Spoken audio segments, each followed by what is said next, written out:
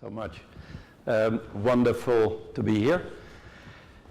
Why is this room not full? It's an interesting question, because learning and e-learning is completely culturally biased. It works nowhere except in certain cultures, so people should be here, right? Now I'm saying this for about 30 years on any topic, and now America is finding out that it doesn't even work in America what they try to export in the rest of the world, and that is about management thinking. That is about, and that is a compliment, because normally the word management and thinking doesn't come in one sentence. MBAs, mediocre but arrogant, and I have taught them. Gee, what a crap, and I have an MBA myself, so I know it from the inside. I'm known as le provocateur. My mother is French, my father is Dutch. I have an MBA, so I have an excuse for anything. I will explain why nothing works, but we'll give you an alternative, okay? Because it's so easy to say, this doesn't work and that doesn't work. And it's obvious with e-learning, because it really doesn't work. And are there ways to improve it? And that's why this room should be full, because everything we do is culturally biased.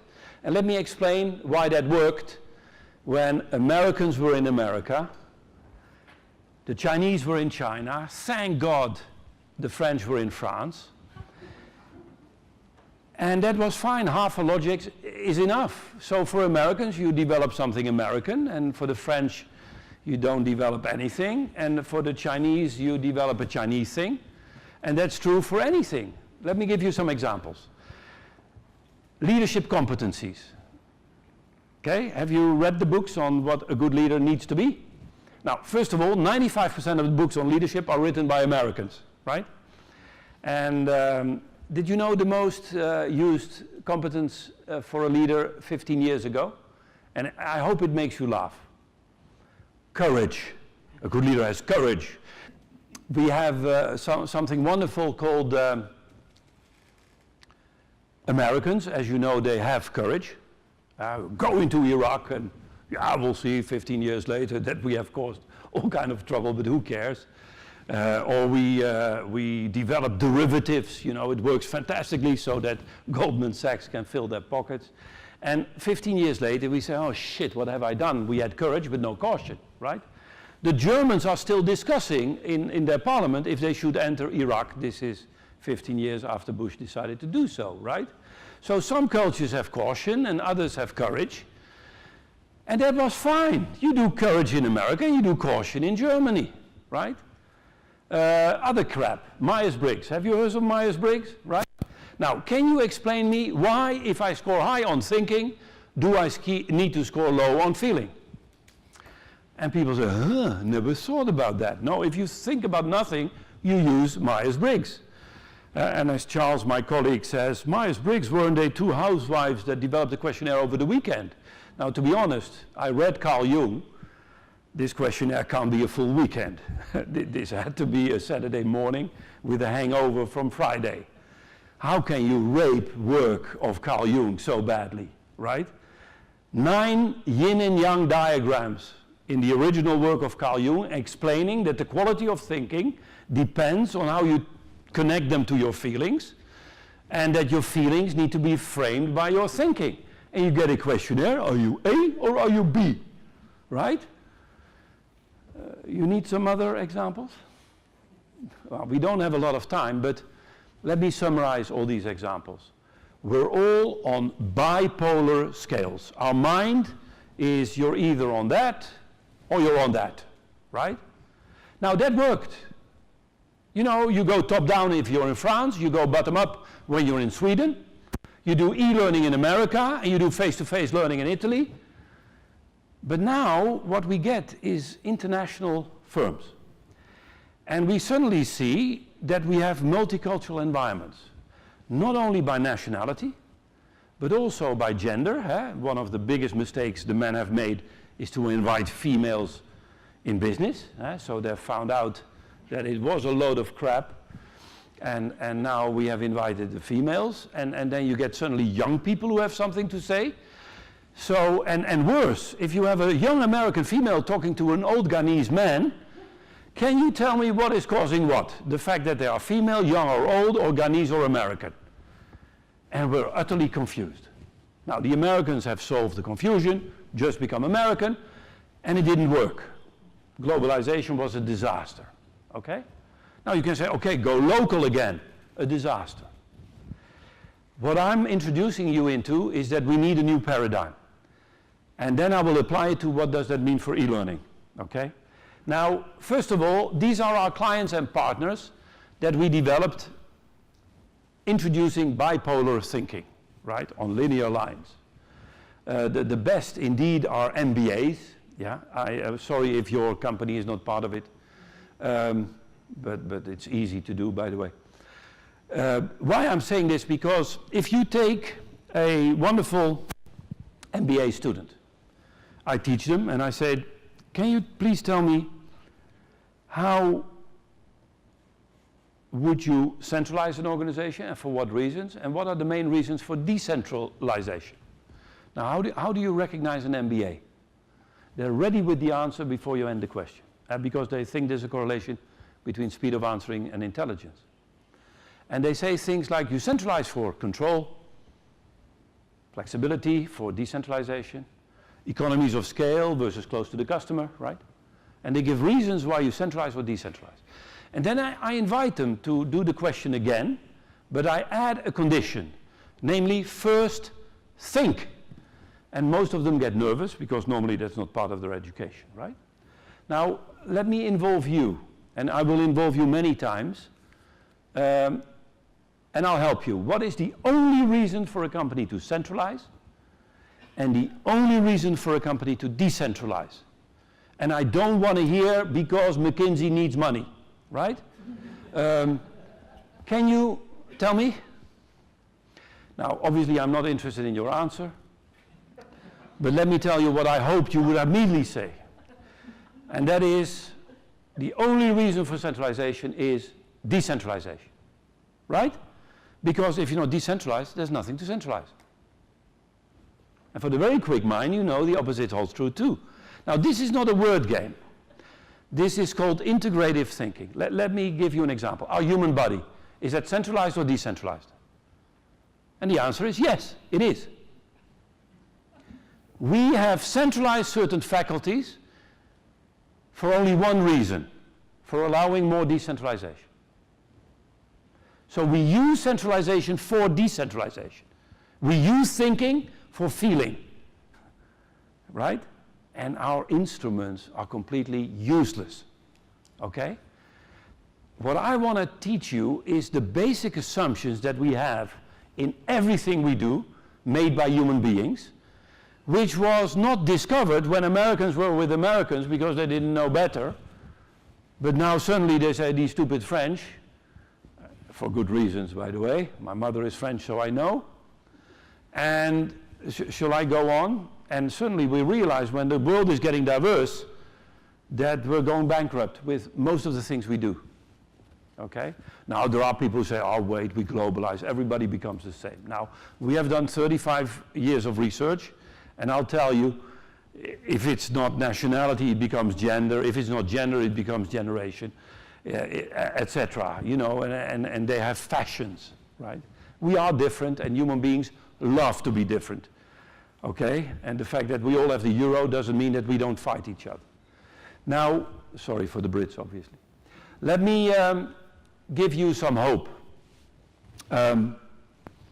There are 4 levers to pull to get out of this world of globalization, that everybody is the same. And that is globalization to start with, innovation, sustainability, and leadership. Let me connect those 4 words in one sentence. It's obviously a German sentence, but I'll keep it within 450 words. Globalization is an invitation to connect viewpoints.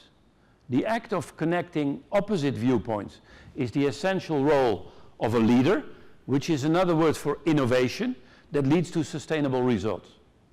So leaders in a global environment say, on the one hand, on the other hand, we need to connect, and innovation is connecting opposites, and that leads to sustainable results. Okay? Now, Innovation, creating wealth, is to combine values that are not easily joined, therefore scarce, therefore profitable. Highest level of abstraction for innovation. So if you say what is innovative about Apple, it's they combine beauty with functionality. It's easy to make something functional, the Skoda. It's easy to make something beautiful, the Maserati. But the Maserati doesn't work and the Skoda is ugly, right? But to make a beautiful car safe and beautiful, to make a beautiful car fast and functional is a trick. Now if you, and we do quite some work with Apple, every engineer in Apple uses beauty to make it functional. So if you take the iPad, the beauty of the iPad is that it has a glass plate on top that is without borders. And it allows you not to break your nail when you swipe it, okay? So beauty becomes functional. If you are in Formula One and you have values that are not easily joined like safety and speed, all the engineers in Formula One says, how can we use the speed to make the car more safe? And a very simple example is the spoiler. The spoiler pushes the car down, the faster you go, okay? Now that is a paradigm that we're not taught. What we are teaching is our children to speak, and if they speak, you just shut up, okay? And it's interesting because we need this, especially if we want to go for a diverse environment. May I summarize where we are? The world is getting more diverse. Our paradigms are culturally biased. It's only half a logic that is supported by bipolar scales. And what we need is a new paradigm that I will then apply to e-learning. Okay? And we'll test that a bit. Is that clear? No questions? Normally I'm very clear. Yeah? And most of the work you now realize completely useless. Okay? Now, we have 4 steps to do this. First of all, we help people recognize the diversity around you. Okay? And there are cultural models and there are gender models, all kinds of models. With the risk that it leads to stereotype after stereotype. So we need a second R, that is respect. Now, how can you respect cultural diversity? First of all, to realize that all cultural diversity is in you. But you have forgotten about it. Now some people say, but how can I ever respect people from Asia? You know, they always say yes. Even when I want to say no, they say yes. You can't trust them. Now the trick is to put you in a situation, if you're not from Asia, where you would say yes while you wanted to say no. And those who are married, you know what I mean, right? You say yes, shit, what have I done, right? I remember I was once utterly in love. I remember, because now it's my wife, we're still in love, but I travel more. And we were in London 36 years ago. And, or if you like, 36 kilos ago. And she bought a dress. Now you know London 36 years ago? Awful dress. She put it on. She said, Fons, do you like my dress? And I was in love. What do you say? Yes, lovely. And suddenly you realize, if you are in love as a Dutchman, you become Japanese. Okay? Or English, you say, interesting dress. Yeah? It has potential. Beware, if English people say it's interesting, it's the yes in Asia. It's the same. Interesting can mean great, it can mean awful. You don't know. Why? Because it's not about the thing you're talking. So, if you say, what do you like of my dress? If you say yes, what are you saying? Yes, I love you. Later at the bar, with a bit of sake, I give you feedback on your dress. Right? The Dutch, if they're not in love, they start with feedback. Right? And if you're German, you give 5 reasons why it's ugly. And then you go to the bar to say how much you love her. Now the issue here, and that's a fundamental point, we as human beings all have the same dilemmas. Feedback and relationship. In some cultures you start with the relationship within which you give feedback, and others start with feedback within which you show the respect for the relationship. And if we understand that, we will respect any culture, even females. Now, third step, I do a lot of work in America and they say, oh, we do diversity training and e-learning on diversity training because otherwise we see the people. And it's interesting, we take the same steps as you, Fons. We first of all help people recognize cultural diversity, then respect it, and the third step we take is we ignore it and we call it globalization. So it doesn't only work hardly in America, it now doesn't work in the world. Our alternative would be reconciliation. Reconciliation is the art of integrating opposites. And then finally, how do you realize and root this? So, you say blah, blah, blah, blah. We have a questionnaire that we developed to measure how good you are in those 4 R's. And the beauty of that questionnaire is you don't know what we're measuring. I developed it 15 years ago, and I look at the questionnaire and I wonder myself. But then you look at the score, and they score you on those 4 R's. How good are you in one, the other? And then we say, hey, HR division of those 20 people, give a rank order of their performance and a rank order of the quality of their work. Look at this. 0.71, 0.69. It's the highest correlation we ever found between a competence and performance. Namely the competence to recognize diversity and do something with it, if you want it in a nutshell. Okay? I talk to about 7,000 people a year for the last 30 years, because I know how our database is working. And people I talk to fill in a questionnaire, especially within company. And I have offered this to 30 years of 7,000 people, 210,000 people to use this questionnaire for free. Because I'm Dutch, you have to emphasize that, right?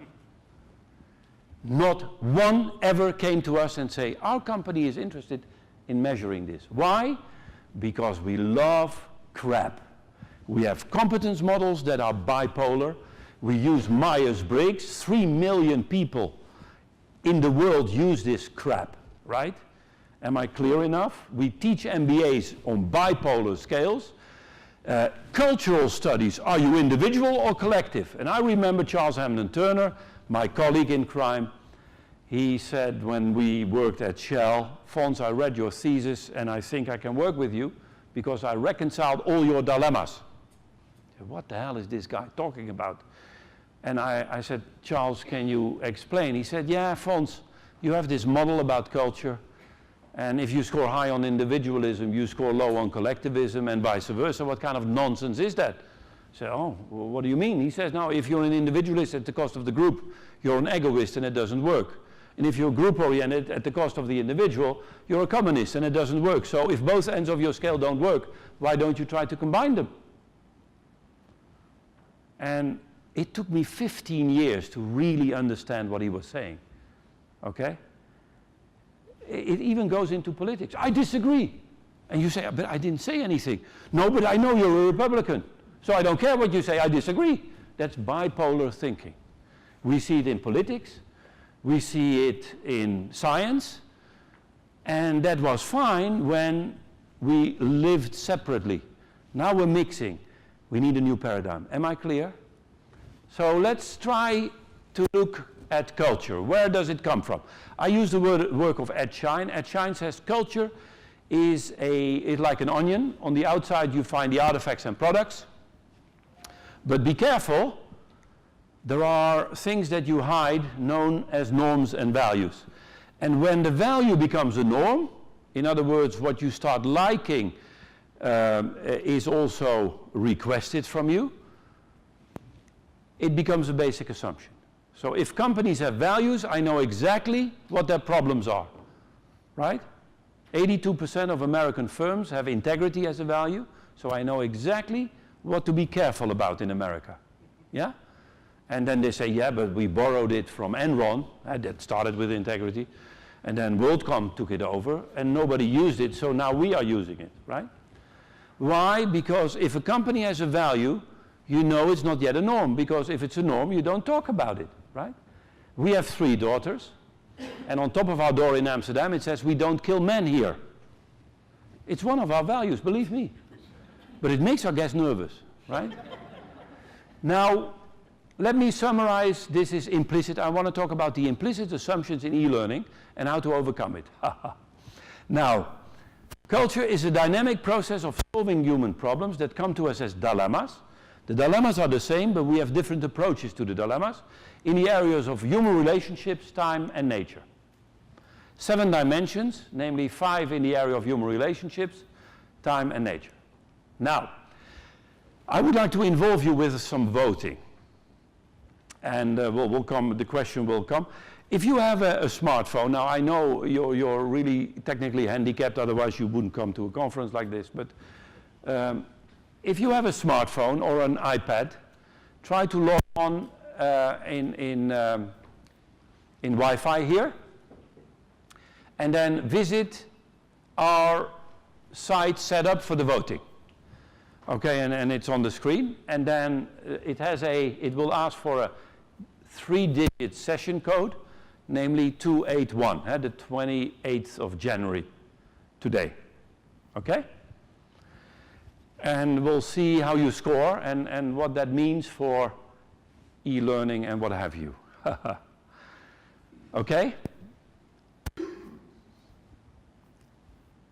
Now, this technology has been developed by 2 friends over there from Meijer Monitor, Ferdi and Patrick. And you will see how interesting that works, as we all hope. Yeah. Good.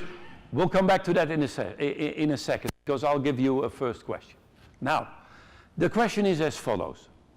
You're riding in a car driven by a close friend of yours. Your friend is speeding, and your friend hits a pedestrian.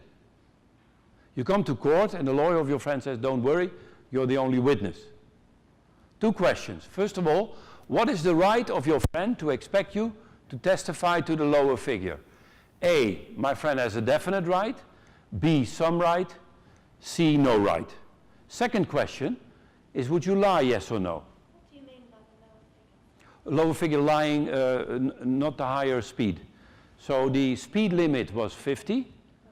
The speed limit was 30, and he was driving 50. What is the right for your friend to expect from you to be lying? Now, please go to the voting. And the voting looks a bit like this, right? And please vote. No, don't worry. Don't worry. Ask your neighbor to do it twice, yeah. Okay, look at this. Oh, wonderful. Okay. You're doing well.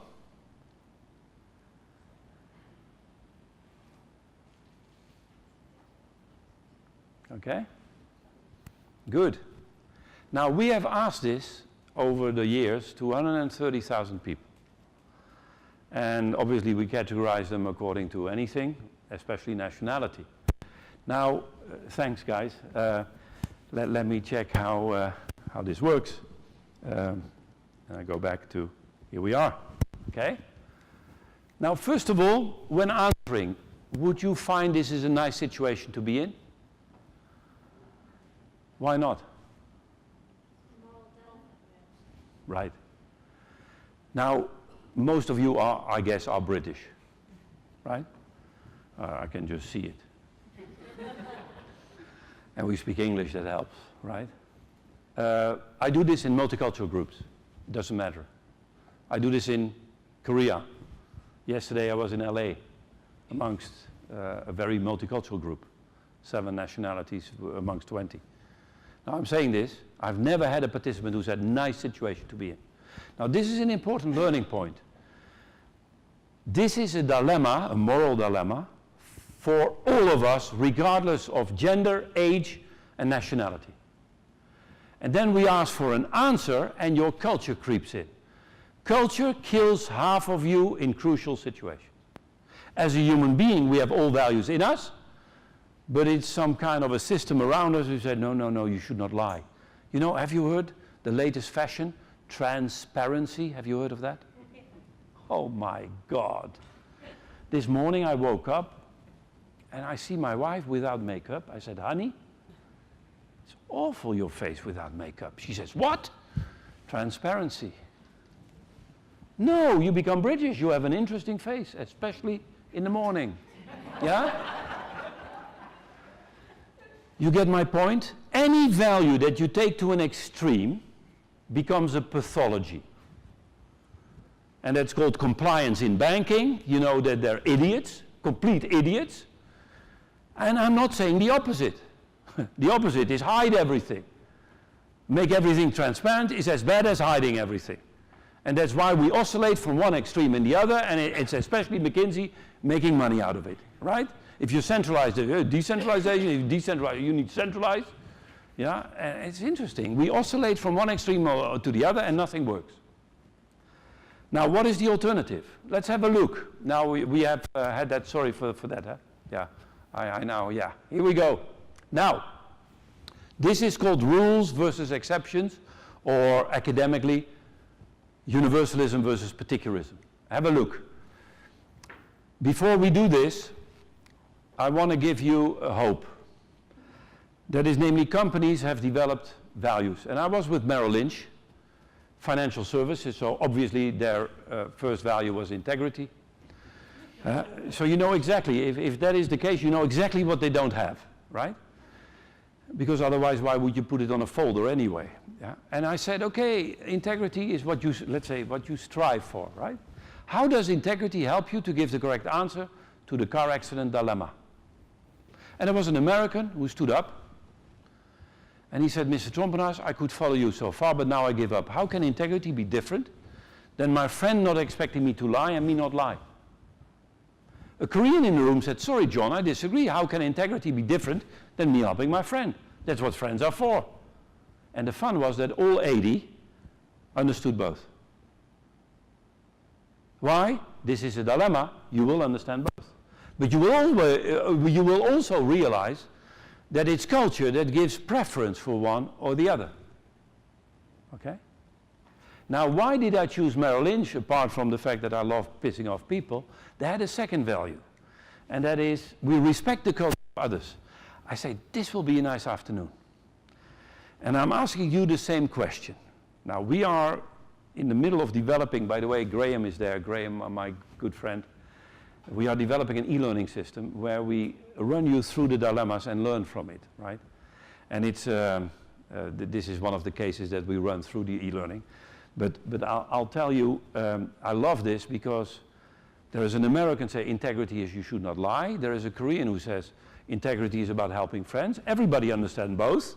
And then I say, what do you do if you respect the culture of others? Now, what we do in the e-learning, we test what we call the intercultural competence of people. And you get feedback and you get a slam in your face. And now, can I ask you, what would you do in this case if you have a multicultural team? Amongst Americans, you don't lie. Amongst Koreans, you help your friend. But now you're mixing. What do you do if these are your values? Normally I give people 20 minutes. My experience is that it doesn't help, so I now give them 2. And if it didn't help, they say, if we had 20 minutes, we would have solved it, right? So the question is at the bottom, discuss at your table, if these are your values, what would you do in the car accident dilemma? Good luck, and looking at your faces, you might need some. And I'll be back in 2 minutes. And during the discussion, you're allowed to speak, huh? But let me try to help. But what I expect in the 1 or 2 minutes you had is you exchange a bit your vision. And even if you're all from the UK, I don't know, but suppose you're all from the UK, you might have different opinions, because diversity is not only diversity of nationality, it can be gender, it can be personality, it can be all kinds of stuff, right? But the question then is, okay, there are different viewpoints, and they're perhaps amplified by national culture. What do you do if you're a multicultural team? Were there beginnings of a thought, oh, that's how you do it? Now, let me help you here. The problem is not your lack of intelligence. The problem is my question. This is called an MBA question. You know the definition of an MBA question? It leads to brilliant discussions, but the question is wrong. That's a nutshell for MBA education, giving brilliant answers to fundamentally the wrong questions, right? Now, what is the assumption in my question? The assumption in my question is that you find more or less integrity by choosing. You can't. If you go to the etymological root of the word integrity, it says integrity is creating wholeness through the integration. Integrity is creating wholeness through the integration of opposites. So if you think about yin and yang, it's one whole consisting of two opposites. Okay? Now, how do you do this in practice? That's what I learned in Japan. In Japan, you know, 6 tables, at least 3 tables said, our option is not on the list. I said, tell me more. In Japan, we would test the strength of our friendship by asking our friend to tell the truth in court himself, so we can talk to the judge to lower the sentence for his courage. The answer, and if this is the answer, there are perhaps many answers, but the answer is a bit like, wow, instead of choosing between a friend and the truth, you connect the friend to the truth. That's much closer to integrity than choosing. Okay? And these solutions work in any culture. There's another solution, let's say more Northwest European American, is we will never lie, but we will visit our friends.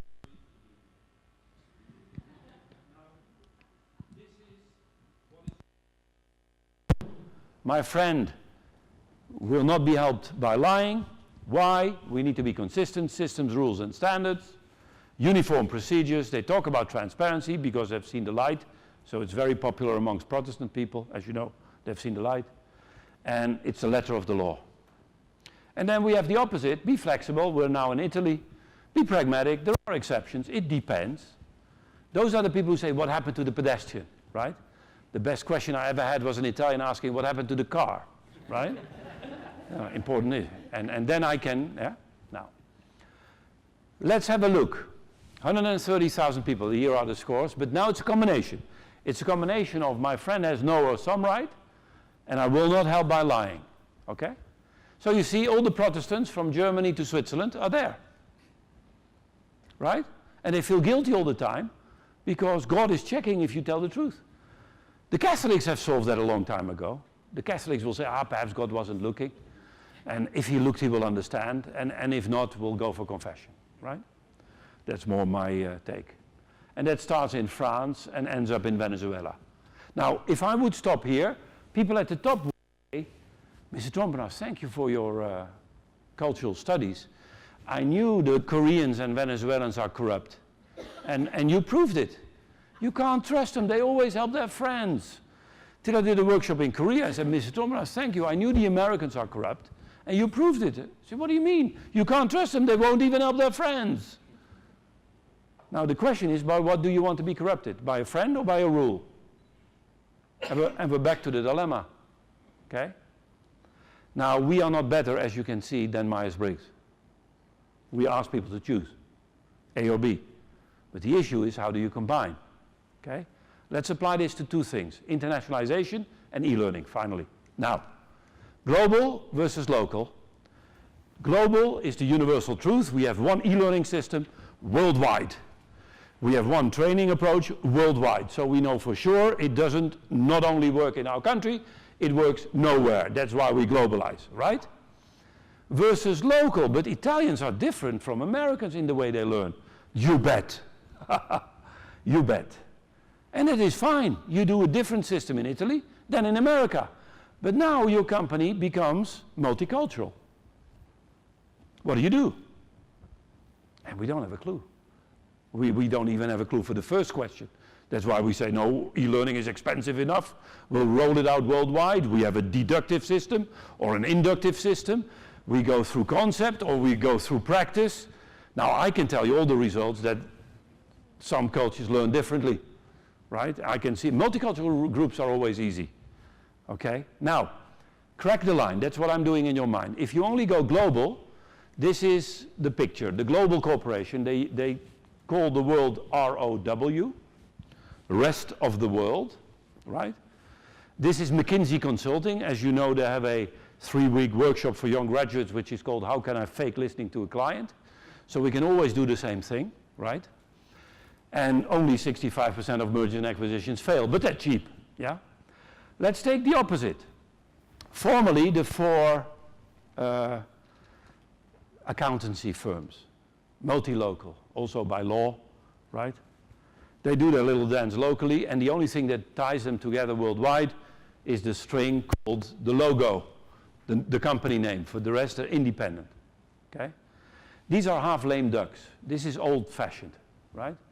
Now be careful for the compromise. The compromise is the international cooperation, the Statue of Liberty with the local flag, right? This is the model of Disney parks, where the parks are the same, but you get wine in Paris and sake in Tokyo, right? And nothing in California. Now, what is the reconciliation? And that is the transcultural cooperation. Take that in your mind if you think about learning systems. Well, how can we make our learning systems transcultural? Okay? The transcultural cooperation, let me give you on the corporate level 4 characteristics. And I go quick. They learn locally, take the best practices which they globalize. It's polycentric, in other words, it doesn't have a main center, it has more centers. The top is diverse and they're held together by shared values. But in the modern companies, the shared values are like yin and yang. So instead of teamwork, they say we strive for teams that consist of creative individuals. We give people direct feedback with diplomacy, right? Those are the values of the future. Not one side of the, because competence models all, if I see the values of a company, I see the leg on which they are, and then 5 years later they realize it doesn't work, so they go on the other leg, and they oscillate from one to the other. And I don't know if you realize this, right? And all these consultants, you know, even in management thinking, first it was efficiency, the scientific management is where McKinsey is still today, the model of 1930, and then we had suddenly the human relations school with motivate people, Maslow, Herzberg, and then it became the client, sales and marketing. Then you remember the last exaggeration which we killed, shareholder value, you remember that one? I wrote an article in the Financial Times in 1999 on the height of shareholder value, and the article was called Shareholder Value, the value created for people who never share. Now, if you promise me not to throw up, because it's just after lunch, I will tell you the exaggeration of today. Now, don't tell me you do it. Contributions to society. Oh, it is amazing. We are lemmings from one fashion to the other and nothing works. Why? Because if, you know, let me give you an example. A CEO was saying from Akzo Nobel, they are the biggest paint makers in the world, our biggest problem is CO2 emissions. I said, but I have a solution for you. He said, what do you mean? He said, stop manufacturing paint. And he never thought about it, because CO2 is not the problem. The problem is that we have dilemmas. Clients want paint, and we have CO2 emissions. CO2 emissions is easy to solve. You just stop this capitalistic system and it's over. Or leave it to the Chinese. Yeah? It is a dilemma, and we need to have a paradigm that connects opposites. We need shareholders, we need society, we need clients, we need them all. But our model says, let's exaggerate, oh, it's 2000, let's exaggerate shareholder. And then it didn't work, so now let's exaggerate society. Are you kidding? We need to compete with them all. Now, example of e-learning. You know, for example, Kolb learning styles. Now, if you don't, what the hell are you doing here? You obviously know. So, there are cultures that start with concrete experience. If I do a workshop in California, like I did the last 2 days, they want to start with a case. We want to start with a case because, and Kolb is obviously from California, you start with concrete experience. If I start with a case in France, they say, bloody hell, you're not serious. You don't start with a case, you start with a model. The French start at the bottom, abstract conceptualization. So what do? In France, you start with a model, and then you go to a case. And in America, you start with a case, and then you explain the model. Right? And what do if there is an American and a French person in the room? Oh, never thought about that. No, we don't think about anything. And that's why our systems don't work. Okay, I'll stop provoking now. Have a look at reconciliation. So we have here, and I want to crack the line, abstract conceptualization and concrete experience, right? And this is working smart, not hard. We need to reconcile. Now, on a circle, it doesn't matter where the circle starts. In my experience in multicultural groups, as long as you do both, because the risk is that the French only give you models and the Americans always give you cases. You know the Harvard case? I think it's Boston. This guy, cum laude, all the A's he had at Harvard, and his boss says, hey, solve this problem for us, marketing problem. 3 months later he comes back, and the boss says, and what is the solution? He says, I couldn't solve it. He said, but why not? You have Harvard cum laude. He said, we never had that case. Yeah? That's the problem with only going for the bottom. If you have the French, they will come with the best solution that never works. Right? You need both. Think about that in learning systems. Make full circle. Do everything in your e-learning. You can do it with deep dives. You can have a foreground and a background and what have you. We had, Graham is there, we had those discussions in our e-learning system. So do we start with the model and then go to cases? Do we start with the cases and then go to the model? We leave it to the user. Say, start with cases and you get an explanation afterwards. Or start with the model and then you get cases later on. Okay? It is not so sophisticated, but you have to think about it. Now, yeah, this is another one. Discipline-centered just in case, theoretical learning versus practical learning is a version of this, right? And try to fuse theory and practice. It's always important. Now, some more examples. Do you go for the individual behind the screen? Or do you have an e-learning system where you involve people in a group? If you have e-learning on an individual, good luck in Asia. People want to discuss. Because the answer will only be relevant if a group has discussed it. Right? Individual answers are useless. I'm Peter Johnson. Call me Peter. That's an individualist. Peter, Johnson, back to Peter. In Asia, it's I'm Johnson, Peter, call me Johnson. We have both, but where do you start? The group or the individual? Now we ask the following question. Individual versus group. Give people as much freedom as possible and automatically it will improve life's quality as a result, versus go for each other, even if it obstructs, go for your fellows, for your fellows, even if it obstructs individual development and freedom, it's better for us all. Okay? I would like you to vote. Okay? It will come back again to your system. Here we are.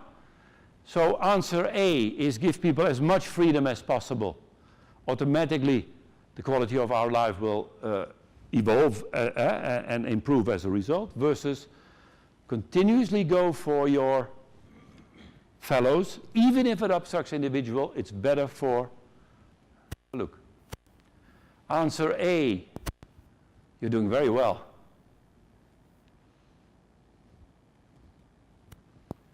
Okay.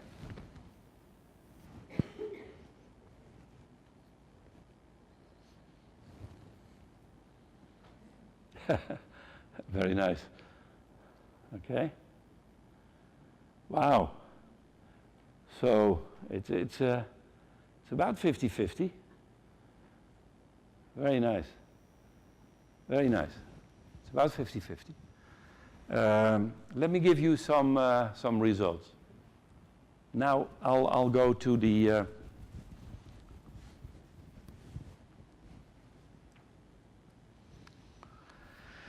good. This is what we asked. This is our 130,000. Okay? UK 61, 50 here. It's a sample of nothing, and you are from a certain group of professions. Israel is interesting, very individualistic. But what you can't see with this questionnaire, how good the Israelis are in taking their individual creativity into teamwork. Right? There's a famous Jewish joke which says, if you have 2 Jews in a room, there are at least 3 opinions. Yeah? And they play with it. If you go to the Knesset, it's all fights, and then at the end, okay, that's what we're going to do, right? Canada, America is where you expect them to be, individual. Perhaps very surprising for you is that the French are very group-oriented. And we very often say the French are individualistic. I never understood that. All the difficult words about relationships in a group are French. Even for the English, entente, esprit de corps, ménage à trois, before I forget, yeah. It's their invention, 4, 5, 6. And then we have clique, elite, you know, all groups. Yeah? The French are very communitarian, but they are internally controlled. They love to dominate their environment, which is not the same as individualism. Okay? Now, can I test you a bit on another? The same 130,000, we said, look at age. And what do you see? The young people are very individualistic, and the older people much more communitarian across the globe. So diversity is complex. If you have a young person in Japan and an older person from America, what is it? And at the end, we don't care. You are a diverse group. What do you do with your e-learning? Let me give you one example. Is it expert input? Dependence? Or is it heat without light? Do you take it as an individual or as a group? And we need to take one that combines the two, and it's called interdependence. Dialogue is a wonderful one. And I think e-learning can be great if you combine the two. Okay? So we are also in our e-learning, the poor Graham, he only sleeps 3 hours a night because we have a deadline for March, and we want to put all this in. And do we go for the individual? Do we go for the group? How do we take the individual learning into group learning? And you need to do it both so it works in international groups. Do you get my message? Yeah? And we won't have solutions for everything, but you have to think about it. I want to make you aware of that. Now, this is, by the way, there's whole books written about it called co-opetition. You individually compete to better cooperate, you cooperate to better compete. Now, I would like to, quick and dirty, neutral versus affective, it's what do we do with our emotion? Normally I don't discuss it, I only discuss it in England, because the English are very neutral. There's only one culture that is more neutral, the Finns. Do you know the difference between an introvert Finn and an extrovert Finn? Now, you will notice an introvert Finn, if he talks to you, he looks at the point of his shoes. And an extrovert Finn looks at your shoes. Yeah? Now, affective is Latin, Arab. Okay? Have a look. In my society, it's considered unprofessional to express emotions openly. Have a look of people who do not like to express. UK is a bit in the middle, but an enormous difference between the different groups in the UK. It's the biggest normal distribution we have of all countries. So if we talk about the stiff upper lip, it's typically Southern English. Even the Yorkshire people show emotions, yeah? And the Scots, obviously, because they drink. Now, in Amsterdam, we are so happy that English people don't drink. Bloody hell. Ethiopia, Japan, you know, have emotions, keep them to yourselves. And at the bottom, you see the Latin cultures, the Arabs, emotions are okay. Now, dilemmas all over the place. So if we take Myers-Briggs, take out thinking and feeling, but crack the line. Okay? And here we have a version of it. Active experimentation, affective. Reflective observation, take distance, neutral. Now this is another Kolb dilemma that you need to reconcile. Okay? You know, think about your e-learning system if you do, because obviously the Californians are active experimenters. They love to experiment. The whole American nation loves to experiment, but they do it with the world, right? Oh yeah, Islamic, yeah. Why don't we bomb them for a day? See what happens, yeah? And oh, we learn from it because the beauty of America, gee, they learn. And it's the error correcting system. It's wonderful of America. They create a crisis and they're the first out of it. Yeah? And we are still thinking about it, the French including, you know, reflective observation. Let's think about it. Yeah. You need both. You need to do experiments within observation and vice versa. You need to have reflective observation, then experiment. Okay. The Reflective Practitioner. Do you know the title of that book? Wonderful. Your e-learning system should have some of those concepts in it. Now, my favorite, specific and diffuse, let's do a couple more and you get it, okay? Specific and diffuse is the work of Kurt Lewin. Kurt Lewin was a German who went to America. Oh, by the way, this has a lot to do with learning. He said, if I go to America as a German, what I notice is that Americans hardly know you when they talk to you. We in Germany, it takes 3 months before we say something to a person. Yeah? Now, it's because Americans are peaches and we are coconuts. The peach has a lot of accessible flesh, and we Germans, apart from the fact we don't shave, we are tough on the outside, but once in, it's very soft. Okay? So some examples of the American model, there's a lot of public space and a small privacy, right? So when I went to Philadelphia, I was 2 years in Philadelphia, first thing, an American who helped me move, very hospitable. At the end of the day, Bill Ross, I remember his name, said, "Bill, do you like a beer?" I turned around, he was already in my refrigerator. And it felt like a rape. What the hell are you doing in my refrigerator? We didn't have a car. Typically American, you need my car, take my car. Have you tried this in Germany? Take my Mercedes? No way. He's my wife, but leave my Mercedes, okay? Very private. Furniture. In America, they leave their furniture when they move. It's too heavy, this stuff. If you try this in France, it's called antique, the old rubbish you take with you, because it's very private. Now, according to Lewin, this leads to a specific relationship. If I relate to you, you relate to me, cut the crap, what is this about? Right? What we say in stereotypical European, out of sight, out of mind. Yeah? They say, "How are you doing?" You give an answer, "I'm not doing very well," and they're already gone because they're not interested in your answer, right? That's this model. Now, titles. When I got my PhD, this is a club called Wharton, and I was introduced to faculty members of quite famous people. This is Dr. Trompenaars. But the same people who introduced me at the barbecue, this is Fons. You're Fons at the barbecue, you're doctor in the university. At least in Germany, you're a hair doctor everywhere, right? This is the German model. How do you recognize the German? Initially, no relationship. They call you Sie and not du. But in October, Munich, this happened. Right?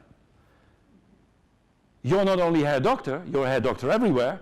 Your wife is Frau Doctor. You buy a steak at the butcher, Guten Abend, hair doctor. You come home, Guten Abend, Frau Doctor, where are the little doctors? Everything is doctor. Because it's not, you are doctor. It's not a label. The big problem in international business is when the peach meets the coconut. Namely, what is public and what is private. We use this in Shell. So another model, the British, English in particular, are more coconuts, a bit more reserved. And the Dutch are straight to the point. We wrote a book, The Seven Cultures of Capitalism, and the chapter on the Dutch was called, "You're an idiot, but don't take it personal." Right? Now, what does this mean for e-learning? Or for learning in general? Think about it. Let's first test this. We have tried to measure this by asking the question, your boss asks you to paint his house. Answer A, "Dear boss, go to hell." Answer B, "It's my boss, I need to help." Now, I will explain what is behind this, but before I want your scores, and let me show the way to this. Here we are. So, a boss asks you to paint his house. You don't feel like doing it. Answer A, "Dear boss, go to hell." Answer B, "Yeah, it's my boss, I need to do it. It's my boss." Okay? "Dear boss, go to hell" is winning. Oh, hey, I won the name, I won the name. Yeah. Have we captured the name? It was you. No. Good. Yeah, there is a. Now, have a look. I will give you the data around the globe. Yeah. Now, do you understand what is behind this question? In a specific culture, you're the boss in the company, not outside. It's another world. In a diffuse culture, you're the boss everywhere. So paint the house, you have to do it. Okay? Now, look at, sorry for this. Yeah, I should have waited again. Sorry. Here we are. People who say, "Dear boss, go to hell." Right? And you see that in the Netherlands, 9% are immigrants. Now, we have, interestingly enough, Japan. I would have expected Japan to be at the bottom. They do anything for a boss. 71% said no. So we interviewed the Japanese. You know what they said? "Mr. Trompenaars, we would never wait till the boss asks." Yeah. It also shows the trouble with these kind of questionnaires. It's not easy, so you ask more questions, right? Some are ridiculous for a country. and what have you. Okay, aversion. Are we going high tech or high touch? The famous question, high tech is specific, it's very low context. High touch is, as a bank, the unaffordable relationship. Yeah, you see what banks are doing. The relationship gone, because we need to fill our pockets, that's our main purpose in life, and the best at the cost of the customer, that's why we do it. So we go high tech, so we don't have to look them into the face. They might see that we're screwing them. Yeah. Now, is there a way to combine? There is. And this is crucial, I think, in e-learning and what have you, namely high tech versus high touch. So for a bank, for example, cheap transactions with its customized relationship. You know in your field how this is called? It's called blended learning. Blended learning is perfect. Now, you might start with face-to-face and support e-learning. You might start with e-learning and then face-to-face. We do both, by the way.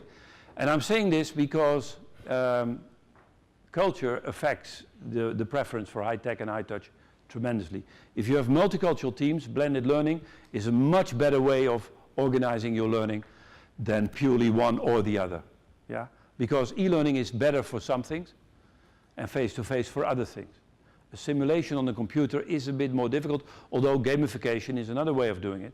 But very important that you think about this. By the way, I should have told you earlier, but all the slides are available. I always said it at the end, bloody hell. With a password, you get the slides. They're all our slides, so you can use them, right? Because I know most of the presenters here, they put copyright on everything because they stole it themselves. We even paid the cartoonist, yeah. Okay, now, leadership, what do we do? Sharon, can we still go on? Yes, you have 10 minutes. Is that okay? Because normally Q&A is useless because I'm very clear. Yeah? Yeah, very good. I like that. Yeah, we have a break after this. Can you imagine? We were thinking about, you remember my earlier comments in the beginning, that leadership models are culturally biased? And they are, tremendously. You know, if you read a book by French authors on leadership, it's all about, is he male? Very important. Is he coming from Paris? Very important. And does he have the École Polytechnique? Or another Grande École? Yeah? Okay, good leader. If you write that to Americans, they say, what the hell is this? You read a book on Chinese leadership, it's all about yin, yang, Mao, Fao, Tao. And you say, yeah, that's Chinese. But now we're mixing. What leaders will you invite? So you have a female, you have a typical American, just saying nonsense, and a female from Saudi. What do? And people say, we need a new paradigm. And we found there is a paradigm of leadership that works in any culture because it's the human leader. And everybody who is parent here, father or mother, knows exactly this model of leadership. Let me first say, is status based on what you do? At the American model, your output. It's output that counts, that gives you authority. How do you do your job? And there are cultures where it's input. That's called ascribed status. Where are you coming from? Are you male or female? You know, etc. That's called ascribed status. We ask this. The most important thing in life is to act as really suits you, even if you don't get things done. May I invite you to give that score? Here we go. The most important thing in life is to act as really suits you, even if you don't get things done. Agree, disagree? Now let me explain while you fill this in. People who are achievement-oriented, status is based on what you do, would tend to disagree with this statement because life is about getting things done. People who say, no, you need that, Prince Charles, you need to do what suits you, even if you don't get things done, that's fine. Or our queen. We now have a king. Yeah? Completely useless, but gee, much cheaper than a president. Yeah?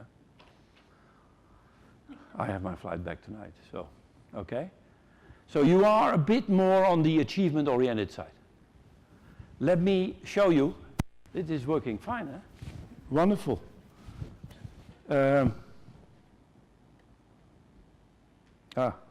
Sorry for that. That was me. So, have a look. People who said percentage in disagreement, achievement orientation at the top. It's interesting, you see the first three, Australia, Canada, USA? They're all countries that obviously want to be judged on what they do rather than who they are. That's why they got into those societies, right? We don't want to be judged on our religion, on our gender, or no. And I don't even want you to ask it. Okay? It's none of your business. So there are always good reasons why cultures develop like they do. And you go to Egypt, Argentina, Korea, Poland, Japan, where it's very important what your background is. Now, what do you do if you have a multicultural group? People have different ideas of leadership. And we found that if you only go bottom up, everything is democracy. There is a book called Lost Democratic Leadership with the subtitle The Dutch and Swedish Disease. You can have too much democracy. Everybody is telling the boss what to do. The boss, by the way, what a pitiful person. He became a boss. Isn't that awful? Right? And you see that things take too long because everybody is involved. You see in the Middle East what has happened. Top down, I don't want to listen. You know, lost democratic leadership is one extreme, but follow the leader is the other one. And you all drop down the cliff. Okay? Now, what is a leadership model that works everywhere? Have a look. The servant leader. The servant leader, let me give you the green leaf, an American who looked at this in AT&T. A servant leader has one focus. And the focus is, what can I do to help others to perform better? Okay? So if in your appraisal, I tell my subordinate what he did wrong and what he did well. Thank you, next time better. The servant leader will say, hey John, you did this excellent, and there are points of improvement. The question is the following: what can I as a boss do for you so you do it better next time? See what happens. And this is what intuitively parents do with their kids. The servant leader is the parent. The model is known, but we forgot about it in business. And I have good news for you. The servant leader is the icon of every big religion, from Jesus Christ to Mohammed. You go to Hinduism, Buddhism, all servant leaders. They get their authority by serving their people. You look at the big heroes, Gandhi, Mandela. Mandela comes out of jail, 27 years. The first thing he says, instead of kill these bloody whites, what can I do for South Africa? That's why he's popular. Okay? By the way, including Mandela, they fire people. They are tough like a nail when necessary. If you are playing the horse for your kid, and mom, sorry for the stereotype, says, dinner is ready, you suddenly say, no more horsing, we're going to eat. And you suddenly see from a submissive role, you go into an active, directive role. Right? There are limits to servant leadership. Jesus Christ, servant leader, goes and walks and he sees a female crying. So what's the matter? He says, I'm blind. He says, open your eyes and see. She could see her, and Jesus happy, the lady happy. Goes on, male crying. So what's the matter? He says, I am crippled. I can't walk. He said, stand up and walk. And he could walk. And Jesus happy, the man happy. And he goes on, another man crying. So what's the matter? He says, I'm Dutch. And Jesus said next to him, both cried. Yeah. So there are limits to servant leadership. Now, I like this picture. Is the servant leader top down or bottom up? They combine. You see that all these models have funny words: servant leadership, co-opetition. You know, the one on emotions, it's cool to be emotional. There's a book by Tom Peters. Let me finish. I'm almost done. Are we controlling the environment, or is the environment controlling us? Have a look. The boxer versus the judoka. The boxer, if you interview him for the match, what do you think of your opponent? I don't think about my opponent. I play my own game. You remember the English football team when they still had English players? You remember? 1966. Oh, this aches. It was kick and rush. You play your own game. It doesn't matter who you play, right? The Italians, catenaccio, it's more like judo. You wait and see. For the weak moment, you attack. Okay? These are cultural models. Now, we ask people, do you go for answer A or B? A is internal control, B is external control. Now, I would like to just show you the scores. Answer A, internal control. We control the environment. Interestingly, I'm very surprised, but Spain is very much, now those are people all in business, so that might skew the database a bit. Nepal, not surprised. China, much more on, let's wait and see. Now, my final one is have a look at detachment and attachment as a dilemma in e-learning. This is monastic isolation. This is caught in the web. You know the web? And back in control. Now, forget all the details, but there are some main learning points I would like to discuss with you. Questions, no questions, thank you very much. I would like to show you an app that we developed as part of the e-learning. And this app has taken us 5 years to develop, and I must say it was a lot of fun doing it. Why is the app so special? It contains 120 countries, and the 120 countries are the following. What it does is you choose your country of origin, so let's say I'm British, and then you choose your country of, let's say, Argentina, okay? Now this is the Netherlands and Argentina. You can choose between compare my country to Argentina or compare me. If you say compare me, you fill in a little questionnaire with the car accident and with a slider, and you get a profile comparing you with the country of destination, Argentina. Now let me show you some slides. You click on one, it gives you your cultural score. But what I like of this is that the tips you get, these are the tips, are dependent on the difference in the scores, right? So normally in Japan, these are the do's and the don'ts. You don't get the same do's and don'ts. It depends on how you score, okay? And there are 7,600 tips in there, meetings, negotiations, and managing.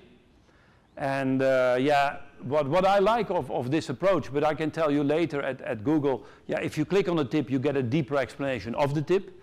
And if you click on the blue at the bottom, you get the cultural explanation of that tip, okay? Now, the first thing people say, after we invested about 300,000 euros, it's for free, I hope, huh? And in the break, I want to hear your business model, yeah? In other words, how can we help you in other tips? Anyway, it's still a free app. Suddenly it will stop working. But you will see it's a lot of fun. Go and download it. We have an HTML5 version as well, but it needs another, give me your card and I'll send it, because it's a very complex type of scoring thing. Now, here we are. If you go to our website, to be honest, I don't know if my office already downloaded it because I just flew in this morning, but have a look at this. THCconsulting.com, and then it's capital insensitive, the password, LT London. You're online, some of you are online. Eh? Could you check if it's already on? Not yet? The TEDx one is there, but this one is not there. Yeah. No, without kidding, this was the last slide, but are there any questions? So thank you again, Fons. You're very welcome.